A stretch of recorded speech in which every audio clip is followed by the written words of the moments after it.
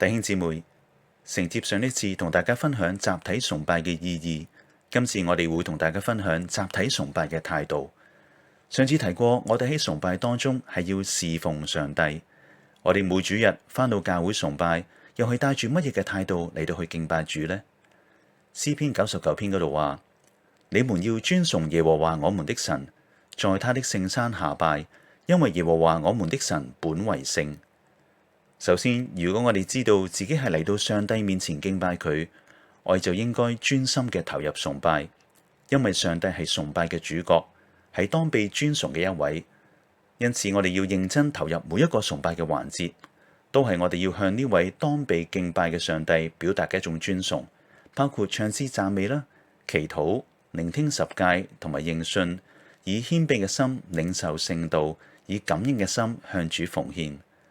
同時喺崇拜當中，我哋都鼓勵弟兄姊妹，我哋要避免睇手機同埋通電話。我哋穿着合宜端莊嘅衣服嚟到去崇拜。喺週六晚上，讓自己有好嘅休息，使到自己主日有精神嚟到朝見上帝。呢啲都係我哋尊重崇拜、尊崇上帝嘅表現。第二方面，我哋準時出席崇拜，亦都係表達我哋對上帝嘅尊崇，因為上帝先至係敬拜嘅主角。唔係要上帝等我哋方便嘅時候先至嚟敬拜佢，而係我哋要準時喺崇拜之前安靜等候上帝嘅臨在，接受我哋向佢嘅敬拜。第三，喺崇拜當中，我哋都要一齊去實踐以愛款待。喺禮堂後方兩邊嘅樓梯入口同埋前方右邊嘅入口，當值嘅司事都會喺崇拜唔同禮序進行當中嘅時候，請遲來嘅會眾暫時忍耐等候，以免影響禮堂裏邊正在專心敬拜嘅會眾。等到歌與歌之間或者唔同禮序轉接嘅時候，先至讓正在等候嘅會眾進入。呢啲並唔係一種我哋想表達一種冷冰冰嘅規範措施，而係想幫助會眾，我哋一齊去實踐以愛款待，彼此去顧念。因此，我哋同時都鼓勵弟兄姊妹，你盡量預留禮堂兩邊近窗口嘅座位，方便有需要稍遲進入禮堂崇拜嘅肢體都能夠容易快揾到座位去就座。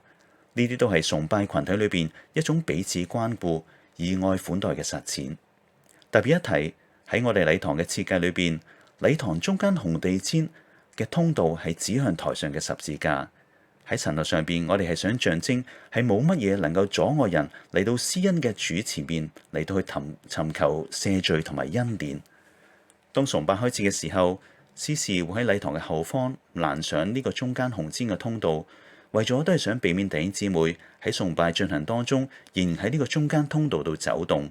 一來係想我哋對崇拜有尊重，二來亦都係避免影響其他會眾喺崇拜當中嘅專注。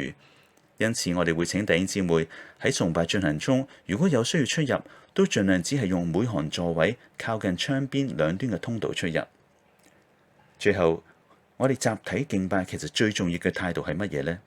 係要清楚，崇拜唔係要令我哋滿意，唔係期望崇拜嘅詩歌、音響、程序、環境、講道嘅信息、講員嘅表達要令到我哋滿足歡喜。我哋反而要問自己，每個主日我哋嚟到向上帝獻上嘅係唔係令佢滿意同埋悅納嘅敬拜？我哋敬拜主嘅態度有冇反映我哋對佢嘅尊崇呢？讓佢喺我哋呢個教會崇拜當中得着當得嘅榮耀，就讓弟兄姊妹我哋一同去彼此勉勵提醒，一同去實踐尊崇上帝又以愛款待嘅崇拜態度啊！